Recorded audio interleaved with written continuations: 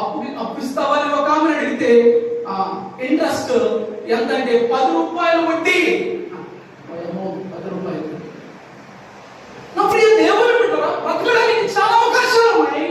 చెడ్డ వ్యాపారం చేసి తండ్రి ఆస్తిని రెక్కలు ముక్కలు చేసుకుని రేయలక పగలనక కష్టపడిన ఆస్తిని తండ్రి సంపాదిస్తూ ఉంటే కొంతమంది బిడ్డలు దాన్ని నిలువున చేర్చుకుంటూ ఉన్నారు.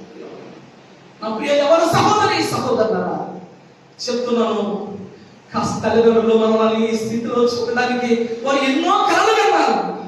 వారు రేయలక పగలనక వారు మన కొరకు ప్రయాసపడుతూ ఉన్నారు. అలాంటి వారిని మనం మోసగించి వారు సంపాదించినటువంటి ధనాన్ని రెక్కలు ముక్కలు చేసుకుని వారు కష్టపెట్టి మనలను ఒక ఉన్నత స్థాయిలో చూడాలని ఆశిస్తూ ఉంటే వారు చేసినటువంటి ధనాన్ని నిలువ